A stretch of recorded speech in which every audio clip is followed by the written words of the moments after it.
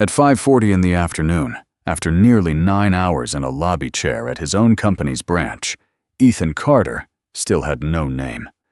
Staff had moved him out of his chair, mocked him in front of the entire floor, and called security to remove him for hurting the company image. Not one person asked who he was. Then a chief financial officer sprinted across the lobby, set a payroll file in front of him, and asked for a signature. The floor went silent. The man they humiliated all day signed every paycheck they earned. Stonebridge Logistics moved freight across 11 states, and every share of it belonged to one man. Ethan Carter had built the company out of a leased warehouse and 2 trucks, and in the 20 years since, he had never once hung his photograph in a lobby. He did not print a title on his cards. He answered his own email. Most of the 4,000 people who worked for him would not have recognized his face in an elevator, and he had always treated that as an advantage rather than a problem. The reasoning behind it was simple enough that he had stopped explaining it out loud. A company revealed itself in the way it handled people who could do nothing for it. Owners got courtesy automatically, and courtesy given automatically told him nothing. So he stayed off the walls, kept his name off the trucks, and read the numbers that came up from the branches the way other men read weather reports. The numbers out of Northgate had been strong for 3 straight quarters. Everything underneath them had been getting worse. Partner renewals were down without a single explanation attached. 2 regional carriers had let their contracts lapse quietly instead of renegotiating. The exit interviews from the front desk staff kept using the same phrase in different handwriting, that the culture at the branch depended entirely on who you appeared to be when you walked in. Ethan had seen that pattern before, and he knew what it did to a building over time. It did not announce itself. It settled in slowly, one small decision at a time, until nobody in the place could remember choosing it. Revenue covered it for a while. Revenue always covered it for a while. So he booked a site visit at Northgate. He did it the ordinary way through the branch calendar 9 days ahead with a note that he wanted to review operations and speak with the leadership team. He gave his real name. He gave no title, no company role, no assistant, and no warning. He had done the same at 4 other branches in the past 3 years, and nothing interesting had ever come of it. The branch director at Northgate was a man named Douglas Pratt, who had run the building for 6 years and had the numbers to prove he could. Pratt did not keep his own calendar. His assistant did, a woman named Vanessa Shaw, and she had held that job long enough that most of the floor treated her decisions as his. On the Tuesday before the visit, Vanessa opened the branch calendar and found a request from a name she did not recognize with no company attached and no title. She looked it up in the client system. Nothing came back. She looked it up in the vendor system. Nothing came back there either. She had 140 minutes of Pratt's Thursday already committed, including a lunch with a freight brokerage that had been chasing them since spring. She moved the unknown name to pending status, which in the branch system meant the appointment stayed technically alive while disappearing from every screen that mattered. Then she closed the file and did not think about it again. Thursday came in gray and cold. Ethan drove himself parked in the visitor lot at the far end of the property and walked in through the main doors at 8:45 with 15 minutes to spare. He wore a button-down shirt that had gone soft at the collar and a pair of ordinary jeans. He carried no briefcase.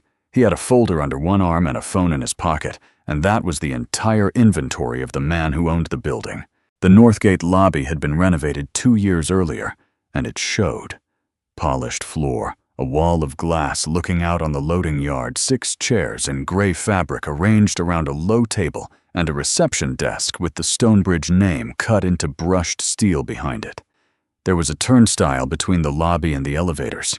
Everything past that point required a badge. Kendra Wallace worked the desk. She had been at Northgate for 4 years, and she was good at the part of the job that involved moving people efficiently in the correct direction. She looked up when Ethan came in, took in the shirt and the jeans and the absence of a company badge, and adjusted her expectations before he had finished crossing the floor. "Good morning," Ethan said. "I have a 9 o'clock. Carter." Ethan Carter. She typed it. The screen returned nothing. She typed it again, first name and last, and got the same result. There was a second window. She could have opened the one that showed pending items, but almost nothing ever sat in pending, and she had not looked at it in months. "I'm not finding you," she said. "Who were you meeting with?" "Mr. Pratt's office arranged it. It should be on the branch calendar." Kendra checked Pratt's public calendar, which showed a full morning and a lunch. She did not see how a man dressed like this fit into any of it. "I don't have anything here," she said. "Can I ask what it's regarding?" Ethan had a decision in front of him for the first time that day, and he made it without any particular drama. He could give her the answer that would end the conversation immediately. He could say the word owner and watch the building rearrange itself around him within 90 seconds. He would learn nothing at all, and he would have driven 2 hours for a performance. "Operations review," he said instead. "It's a scheduled visit." She wrote his name on the visitor log because that was procedure and slid the clipboard back. The line he had just written read, "Carter Ethan, 9 o'clock, Pratt." Anyone who looked at that page for the rest of the day would see the appointment in his own hand. "I'll let the office know you're here," Kendra said. "Have a seat and someone will come down." He took the chair nearest the window. The clock behind the desk read 8:52. Kendra sent one message to Vanessa Shaw. It said there was a walk-in at reception, claiming a 9 o'clock with Pratt. No company listed into appointment in the system. Vanessa read it between 2 other things and typed back that there was no 9 o'clock and to have him wait. Neither of them spent more than a few seconds on it. That was the entire mechanism by which the owner of Stonebridge Logistics disappeared from his own building, and it took less than 2 minutes to operate. At 9 o'clock, the elevators started running.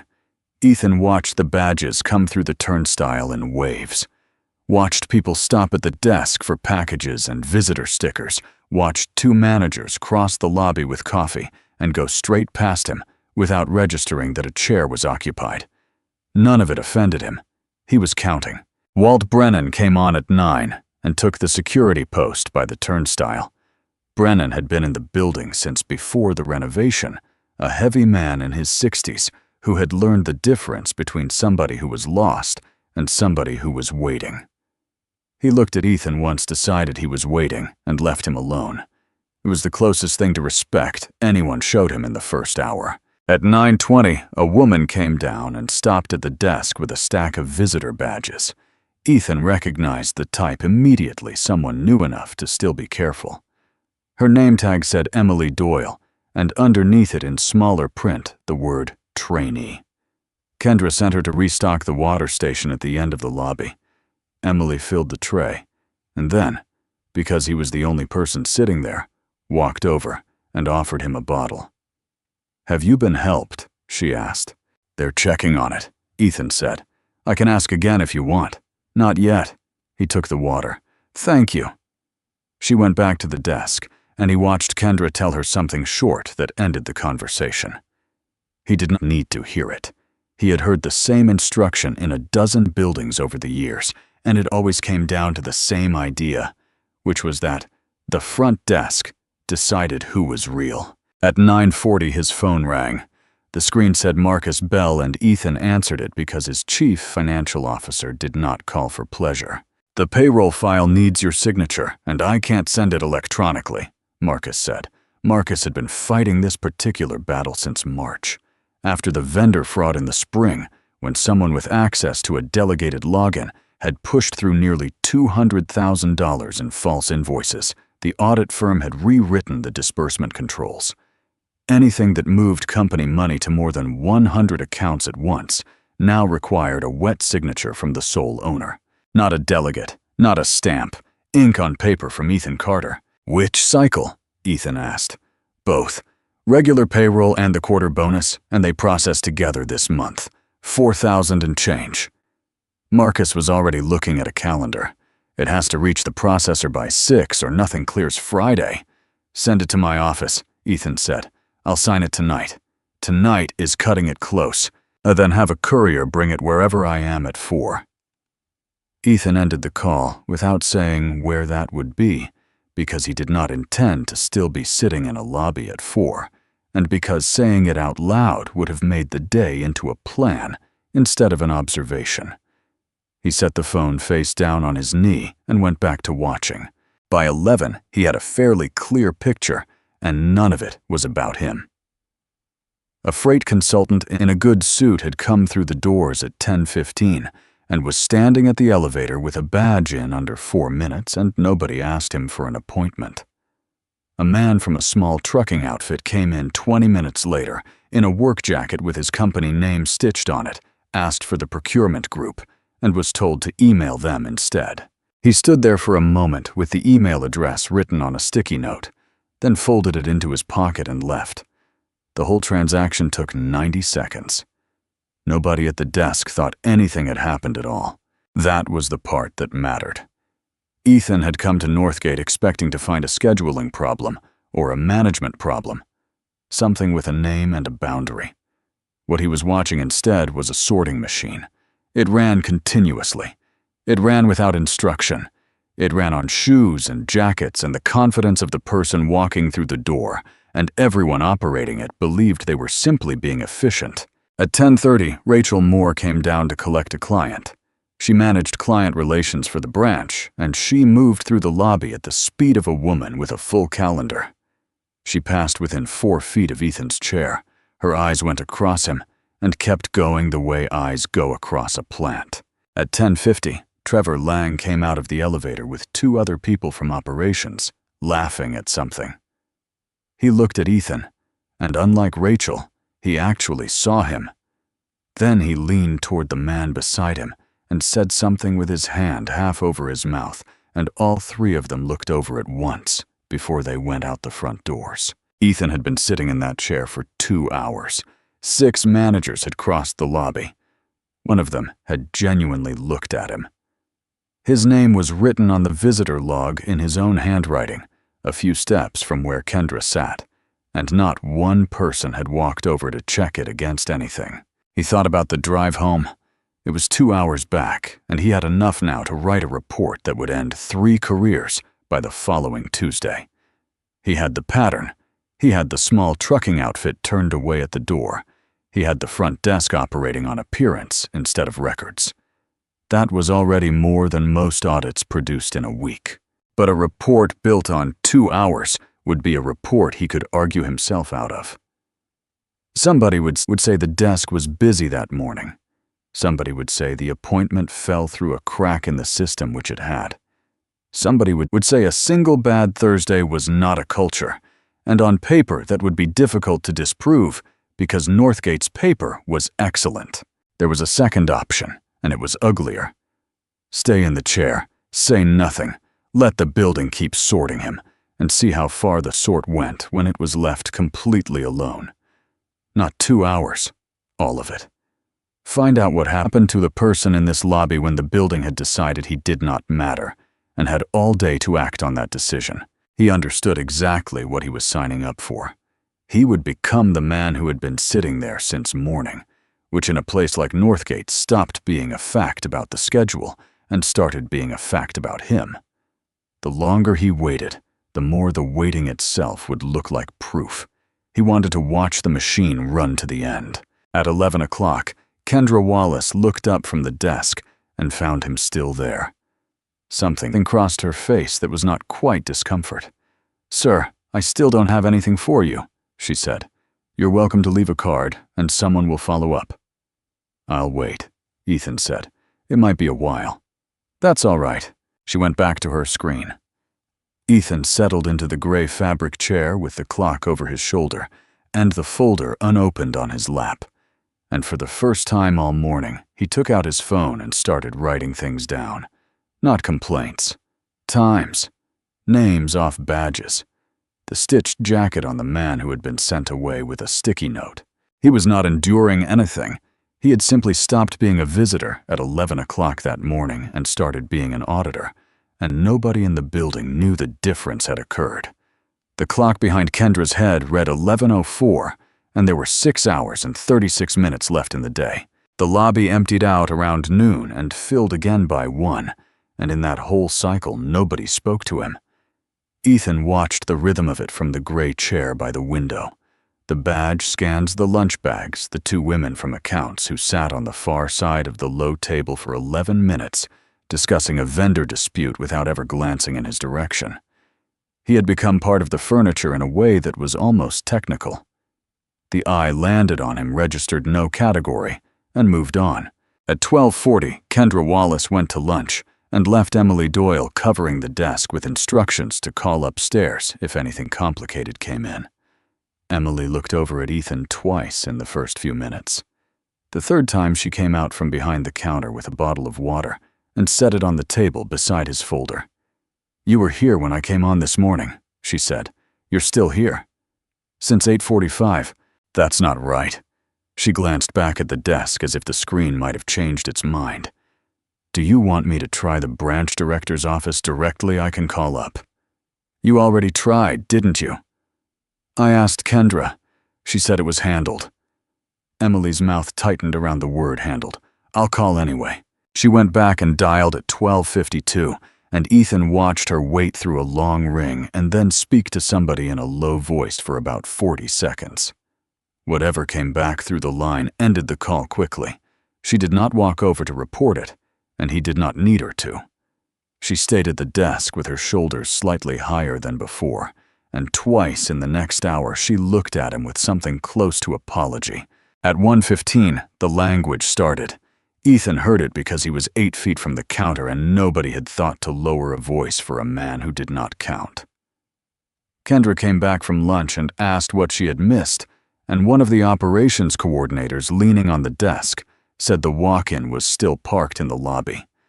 Kendra said he had been there all morning. The coordinator said he was probably a salesman waiting out the clock, because that was the play. Sit long enough and eventually somebody breaks down and takes the meeting. Rachel Moore came through at 1:30 on her way back from a client lunch, saw him in the same chair she had passed at 10:30, and said something to the coordinator that ended with the phrase, "job beggar." She said it without malice, which was somehow the worse version. It was the tone of a woman identifying a species. Then she badged through the turnstile and was gone, and Ethan wrote 1:30 and her name into his phone and put the phone back on his knee. The list was not for revenge. He kept it because a report needed load-bearing detail, and because he had learned a long time ago that people were extremely capable of not remembering what they had said about someone they considered nobody. The list was the difference between an accusation and a record. At 2 o'clock, a client group arrived, 4 people from a regional distributor, and the lobby was suddenly short of chairs. Rachel came down to receive them, took in the seating, and walked directly to Ethan for the first time in 5 hours. She looked at him the way a person looks at a coat left on a bench. "Sir, I'm going to need this area for our clients," she said. "There's seating by the elevators." "I'm here for a 9 o'clock with Mr. Pratt," Ethan said. "I'm sure someone will get to you. If you could just move down." She had already turned to wave the group over before he stood up. He took the folder and the water and walked to the row of hard plastic chairs near the turnstile, which was not a waiting area at all, but a place where couriers set boxes down. Behind him, he heard Rachel apologizing to the distributor about the noise from the yard, warm and fluent, the whole register of professional courtesy she had never once considered spending on him. Walt Brennan glanced up from the security post as Ethan sat down and gave him a small nod that was almost an apology. The visitor log sat on the counter across the lobby, and his name was still on it in his own handwriting at the top of the page, timed 9 o'clock with Pratt's name in the column beside it. 6.5 hours had passed. Kendra had handled that page perhaps 30 times to log other visitors. Not one manager had walked over and turned it around. That was the number that stayed with him, not the insults which were cheap and would evaporate. The number was 0. 0 verifications. In 6.5 hours inside a building that ran on chain of custody and bill of lading and signature confirmation, in a company whose entire product was the reliable movement of things that people had promised to move. Not one person had performed the single act of checking a written record against a human being standing in front of them. From the hard chairs by the turnstile, he had a better view of the door, and the day changed there. At 2:20, a man came in wearing a canvas jacket with Reeves Freight Service stitched over the pocket, carrying a folder that looked exactly like Ethan's. Gordon Reeves had 11 trucks and a yard 40 minutes east, and he had been subcontracting overflow lanes for Stonebridge for 9 years. He had an appointment with procurement at 2:30 to renew. Kendra found his name. It was in the system. She told him procurement was in meetings and asked him to wait, and Gordon said that was fine, and sat down 2 chairs from Ethan and set the folder on his knees the same way Ethan had. They did not speak for the first 20 minutes. Then Gordon looked over at the man who had clearly been there longer than he had. "How long?" Gordon asked. "Since before 9. Gordon exhaled through his nose. "They used to come down in 5 minutes. 2-3 years ago, I'd walk in and Tom from procurement would meet me at the door." He turned the folder over in his hands. "Now it's email. Everything's email. I sent this renewal 3 times and got 1 reply asking me to attach it in a different format." Ethan asked him what had changed, and Gordon thought about it honestly, which was more than anyone with a badge had done all day. "Nothing changed with the work," Gordon said. "We run the same lanes, same on-time numbers. I've never lost a load for them. What changed is they got a new set of people up there who think 11 trucks isn't worth an elevator ride." He shrugged. "I know 4 outfits my size who stopped calling. Nobody quits loud. You just stop coming." At 3:10, a coordinator came down, spoke to Gordon for less than a minute, and gave him an email address on a sticky note.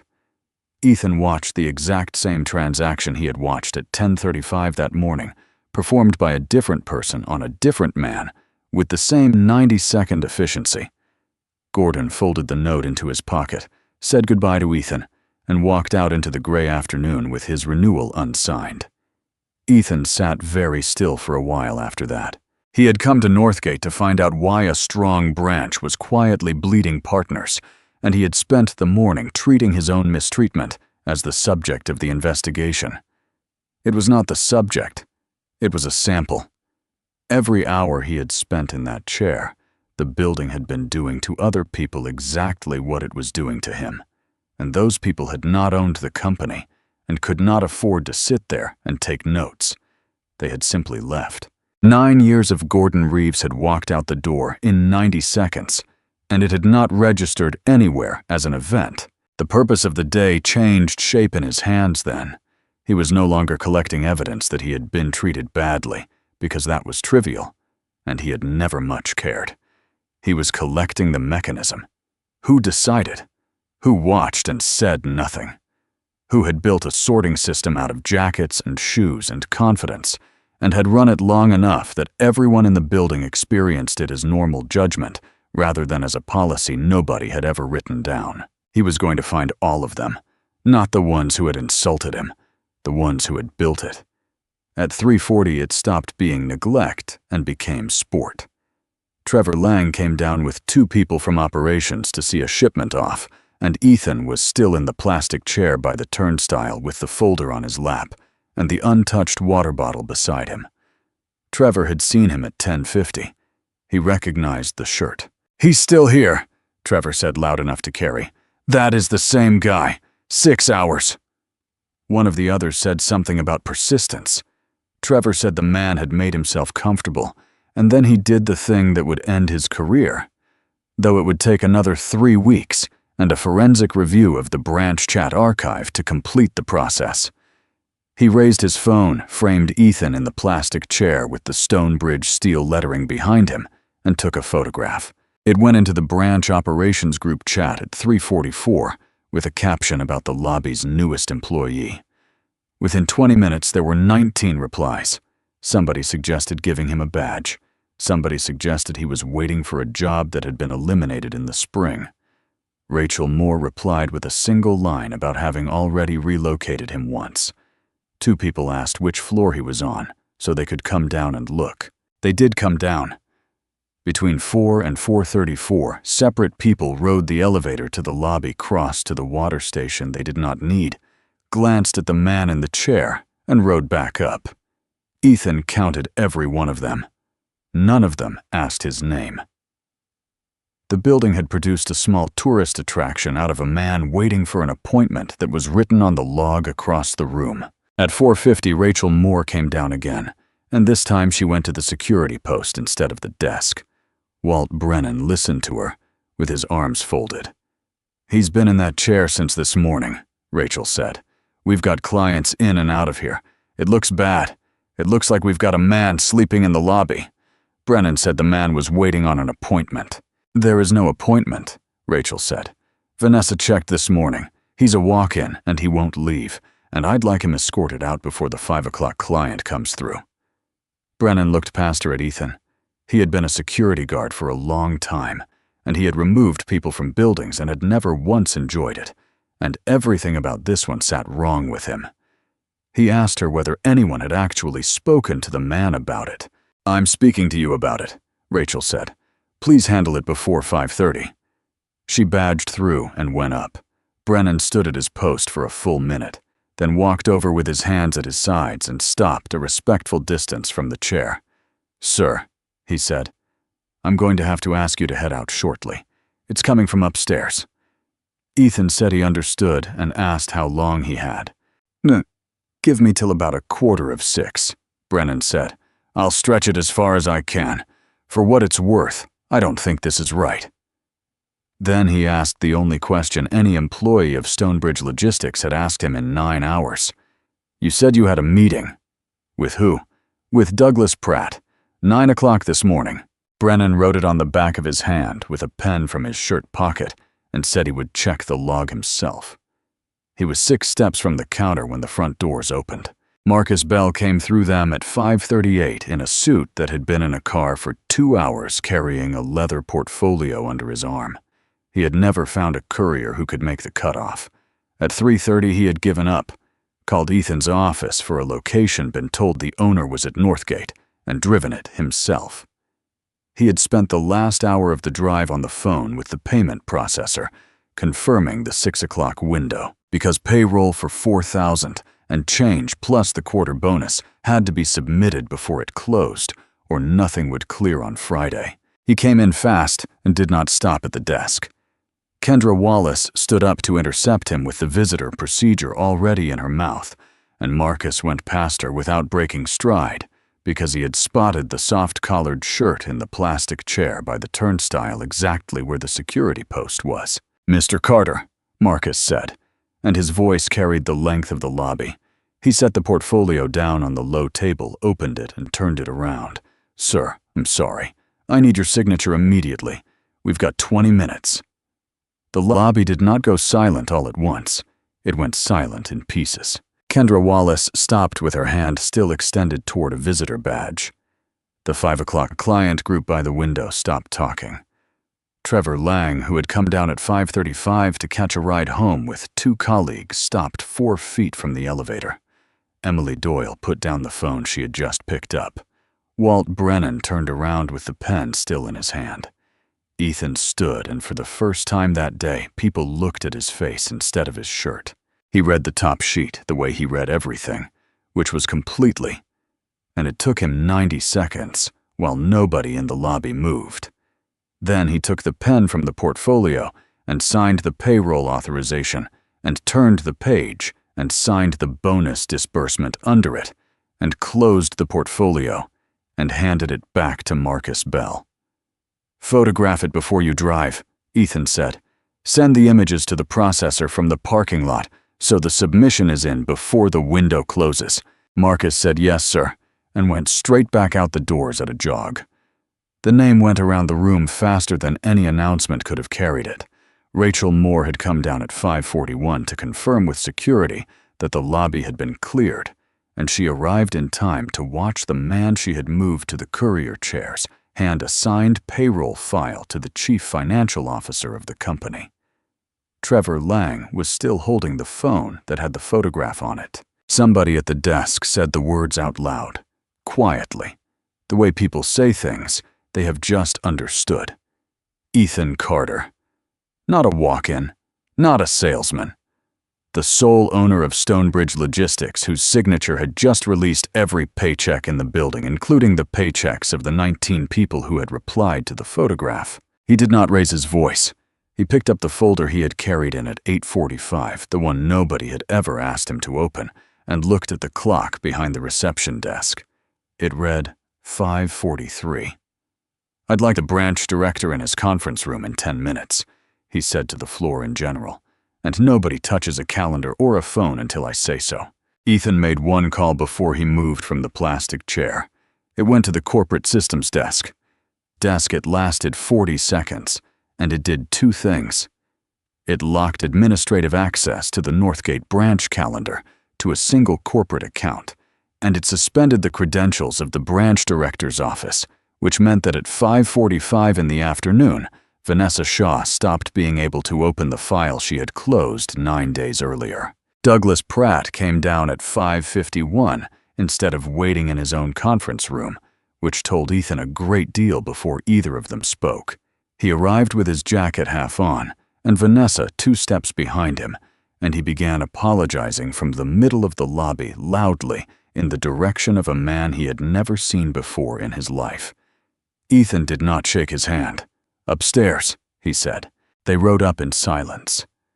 The branch conference room had a glass wall facing the operations floor, and through it, Ethan could see 24 people who had not gone home, standing at their desks watching.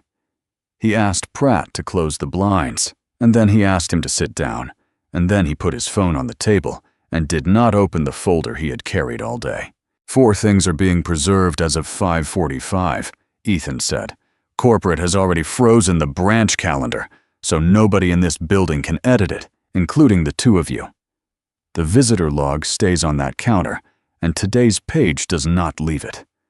The lobby camera footage from 8:30 this morning through 6 o'clock tonight is being pulled tonight. And the branch chat archive every group and every channel, going back 12 months. Pratt said something about needing to understand the scope before he committed to that, and Ethan cut it off without raising his voice. "You misunderstand the arrangement," he said. "I'm not asking your permission. I'm telling you it's already done." Vanessa Shaw had gone the color of paper. She was the one who understood first what the chat archive meant, because she had been on it, and because she was the person who had moved a 9 o'clock appointment into pending 9 days earlier, for reasons she had not thought about since. Marcus Bell called at 6:04 to confirm the submission had gone through with 11 minutes to spare. Ethan told him to turn the car around and come back, and then he called the corporate human resources director, a man named Alan Whitfield, and told him to be at Northgate by 8 the next morning with an outside investigator and a forensic reviewer for the chat data. Whitfield asked what he was investigating. "Everything except me," Ethan said. That distinction turned out to be the hardest one to hold, and he had to repeat it to Whitfield twice more over the following 3 weeks. The instinct in every part of the organization was to treat the day as an insult to the owner. Ethan kept pushing it back toward the actual subject, which was that Northgate had built a system for deciding who was worth a person's time and had been running it on the general public for years. The investigation opened Friday morning and ran 19 days. The calendar data came first because it was the easiest to read. Ethan's appointment had been placed on the branch calendar 9 days ahead, moved to pending status on the Tuesday before, and never restored. What the audit found underneath it was that pending status had been used 406 times in the previous 18 months, and in 380 of those cases, the request had come from a company nobody at the branch recognized, or from an individual with no title attached. Almost none of them were ever restored. Pending was not a queue. It was a trash can with a polite name on it. The visitor log told the same story in handwriting. Ethan's name sat at the top of Thursday's page, timed 9 o'clock, with Pratt's name beside it, and the log had been handled continuously all day by staff logging other people in. Nobody had turned the page around.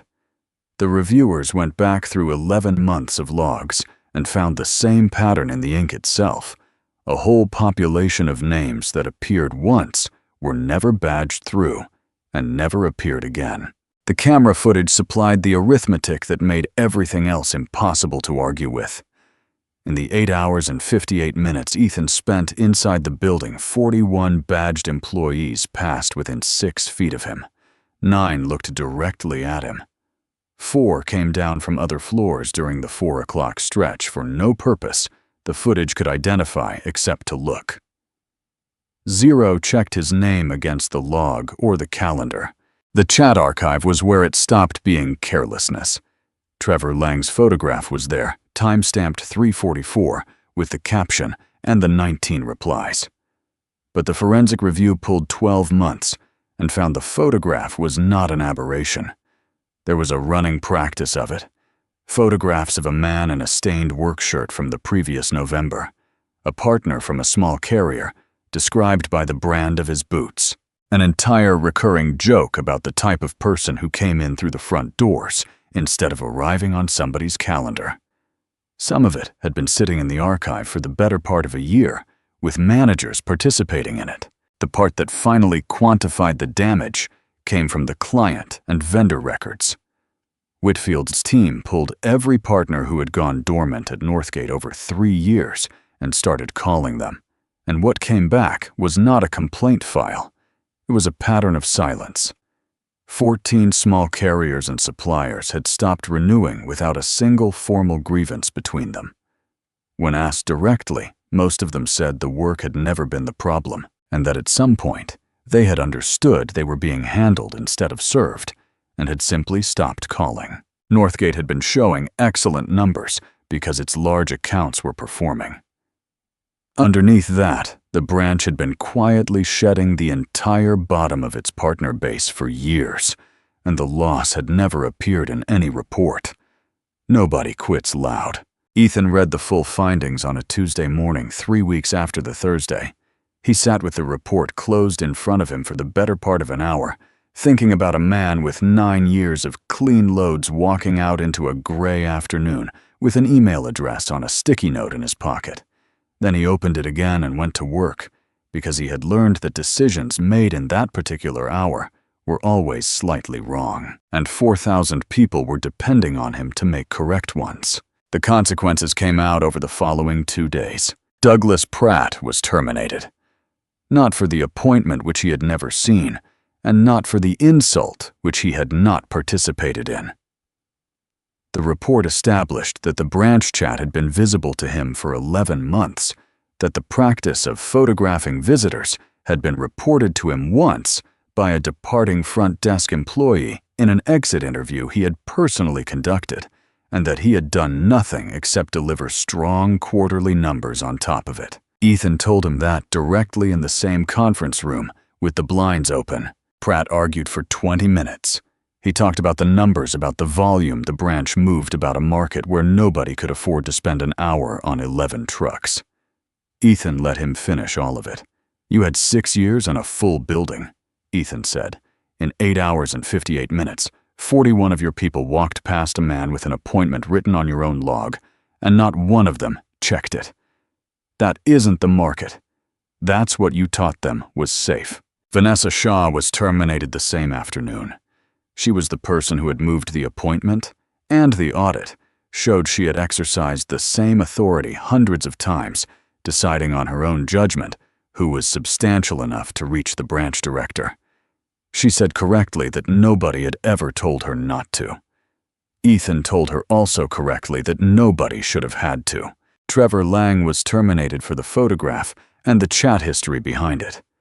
Rachel Moore was suspended without pay and removed from client relations for moving a waiting visitor out of a seating area to accommodate people she considered more valuable, and for instructing security to remove a man from the building without ever asking his name or checking a record. The 19 people who had replied in the chat received formal discipline scaled to what they had written, and every one of them sat through the review with Whitfield's team. Then Ethan did the part that surprised the corporate office. Kendra Wallace was not fired. She had been the first link in the chain, the one who had failed to open the pending window and failed to turn the visitor log around. And by the letter of the findings, she had grounds to be gone. But when Whitfield's investigator interviewed her, she did not defend herself, did not blame the system, and did not claim she had been busy. She said she had looked at a man in a soft-collared shirt and made a decision about him in under 4 seconds, and that she had been making that same decision for 4 years without ever once calling it what it was. Ethan read her interview twice. Then he kept her moved her into the redesigned front desk operation and told her privately that the only reason he could do it was that she had been willing to say the true sentence out loud when it cost her something. Everyone else in the building had spent 3 weeks explaining. Emily Doyle came out of it differently. The camera footage had caught all of it. The water at 9:20, the second bottle just before 1. The call she had placed upstairs at 12:52 on her own initiative after being told the matter was handled. She was made permanent and put in charge of visitor verification training for the branch, which meant that the newest person in the building ended up teaching the procedure to people who had been there for a decade. Walt Brennan kept his post. The record showed he had been instructed by a manager to remove a visitor, had stretched the timeline as far as he could, and had been the only badged employee in 9 hours to ask the man his name and write the answer on the back of his hand. Ethan told him that the note on his hand was the only piece of correct procedure performed at Northgate that day. The process rebuild took 6 weeks, and it was deliberately unglamorous. Pending status was eliminated from the calendar system, entirely replaced by a queue that required a written reason and a named person for every appointment not confirmed within 24 hours. Any visitor waiting longer than 20 minutes generated an automatic alert to a manager, and the manager had to close it by hand with a note. The visitor log went digital and cross-checked itself against the calendar in real time so that a name written at the desk would surface in the system whether or not anyone at the desk thought to look. The branch chat was archived, closed, and rebuilt under retention rules that made every message reviewable. Whitfield's team called all 14 dormant partners, and 9 agreed to a conversation. But before any of those calls went out, Ethan made one of his own from his own office with no assistant on the line. Gordon Reeves had not gone dormant 3 years ago. He had walked out of the Northgate lobby with a sticky note in his pocket on a Thursday afternoon, and he was the reason the rest of the list got called at all. Ethan told him who he was. Then he told him that he had been sitting 2 chairs away at 2:20 that afternoon and had watched Reeves Freight Service get handed an email address after 9 years. Gordon was quiet for a while on the other end of the line. The renewal was signed the following week at the terms Gordon had originally asked for, in a meeting at the yard rather than in the Northgate lobby. The all-branch meeting happened on a Monday morning in the operations bay, with everyone from Northgate standing on the concrete floor because Ethan did not want a stage. He spoke for 11 minutes. He did not describe how it had felt to sit in that chair, and he never used the word humiliation. He put the photograph from the chat on the screen behind him and left it there while he talked. And he talked about numbers. 41 employees. 9 hours. 0 verifications. 14 partners gone in 3 years with no complaint filed by any of them because the people this branch had trained itself not to see were also the people least likely to complain. "Every one of you can read a bill of lading," he said. "You verify a seal number on a trailer without being asked. You will not release a load to a driver whose paperwork doesn't match, and you're right not to. Then a person walks through the front door, and you verify nothing, and you decide who they are from a jacket. That is the whole failure. It is not rudeness. It is a building that applies a standard to freight and refuses to apply it to people." He told them the branch's revenue targets had not changed and were not going to be lowered as an apology. Then he told them that no revenue number produced by that building would protect a manager who ran it the way it had been run, and that he would close a profitable branch before he would defend one. Nothing about the way he operated changed after that. He still kept his photograph off the walls at every location, and he still did not print a title on his cards, and he never asked anyone at Stonebridge Logistics to be able to recognize the owner on site. When people at the corporate office suggested that the whole situation could have been avoided with a portrait in each lobby, he pointed out that a portrait would only have taught the buildings to be careful about one particular face. What did change was small and permanent. At the top of the visitor procedure above the badge steps and the log entry, and the verification protocol on a laminated card at every Stonebridge reception desk in 11 states, there was now a single line printed before any instruction. Every person who comes through this door is welcomed with respect before we know who they are. Appearance is not a measure of a person's worth. A company only becomes genuinely strong when it treats everyone fairly. Whether that person is the owner, a client, or an unknown figure waiting in the lobby with no one who thinks to ask his name.